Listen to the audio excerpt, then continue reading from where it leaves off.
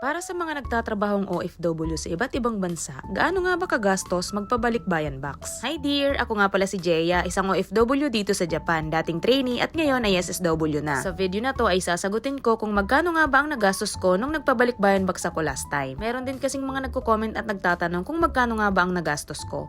Eto nga pala yung ginamit kong box, ang tawag dito ay twin box. May weight limit ito na 30 kilos kada box. Nung in-order ko po itong box, nagbayad ako ng 1,400 yen na deposit fee. Tatlo kaming sabay-sabay na umorder kaya bumaba yung deposit. Dumako naman tayo sa pamimili. Normal sa mga OFW na mag-ipon ng mga ipapadalang items sa Pilipinas, kaya kapag may sale, yun talaga yung dapat nating bilhin. Siguro mga 2 months before bago ko ipadala yung balikbayan box ko, nag-iipon ako ng mga ipapadala ko. Bukod sa outlet na may mga sale na pwedeng mabili, ay dito ako namimili sa Don Quijote. Dito sa Japan, ito na siguro ang pinakasikat na bilihan ng mga pasalubong na pwedeng ipadala sa Pilipinas. At nakakawili talagang mamili sa Don Quijote kasi hodang magdala ka at magbitbit ng sandamakmak sa bisikleta. Tapos pagdating mo sa bahay, ganito ang magiging eksena. Ang paghahanda ng balikbayan box ay hindi lang talaga magastos kundi ma-effort at nakakapagod. Pero ayos lang yon para naman to sa mga mahal natin sa buhay sa Pilipinas. Nilista ko pala yung mga pinamili ko sa Don Quijote at umabot yon sa 36,000 yen mahigit. Namili rin pala ako sa Second Street at sa mga Yako and Shop dito. Tapos yung mga pinamili ko namang sapatos na halos karamihan ay sale, umabot sa mahigit 3 lapad at para na yun sa buong family ko. Sa totoo lang, mahirap talagang mag-ayos ng balikbayan box. Pero nakaka-excite siyang gawin. Katulad dito, nabutan na ako ng 2:00 ng madaling araw sa pagpapak at hindi agad matatapos yon sa unang attempt pa lang, kaya mag-uulit at mag-uulit ka talaga. Pagalingan na lang talaga mag-pack. Pero dear, ito palang pagbabox ko na to, wag nyo na tong gayahin itong meron akong pasobra. Baka kasi kapag ginaya nyo yung ganito, magkaroon pa ng aberya sa pag-pick up at pag-deliver ng balikbayan box sa Pilipinas.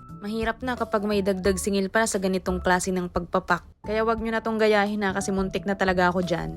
Diba for the effort talaga sa pagbabox?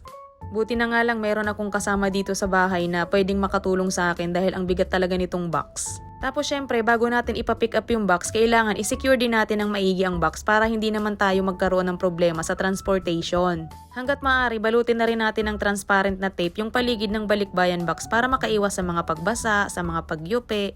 Para nang sa ganon ay makarating ito sa ating mga tahanan ng safe and sound. Kasi sa totoo lang, habang nag-iintay ka na makarating sa Pilipinas ang balikbayan box mo, naku, ang dami mo ring iniisip. Normal na siguro yun, parang nagkaka-anxiety pa nga kapag medyo matagal na tapos hindi pa nakakarating sa bahay. At kapag nakarating naman talaga ng safe sa ating mga bahay ang balikbayan box at in-open na ng family natin, ay talagang ang saya-saya naman sa feeling. Lalo na kung na-appreciate naman talaga ito ng ating mga pinadalhan. Abay, sulit na sulit naman talaga yung pagod at effort kapag ganon. Ewan ko ba, pero feeling ko talaga yung balikbayan box ang isa sa mga source of happiness nating mga OFW. So magkano nga ba ang overall na nagastos ko dito sa aking balikbayan box? Ito po yung details ng mga nagastos ko sa pagpapabalikbayan box last time. Nilista ko talaga lahat para meron akong reference kung magkano nga ba yung nagagastos sa mga ganitong bagay. Bali, ang overall na nagastos ko ay 116,107 yen or nasa 45,000 pesos. Kasama na po doon ang shipping fee papuntang Masbate na 11,200 yen. Bali, yung mga pinamili ko ay nasa 10 lapad. So, ayun lang dear, sana nagkaroon ka ng idea. Legit na magastos magpabalik bayan box pero masaya sa puso.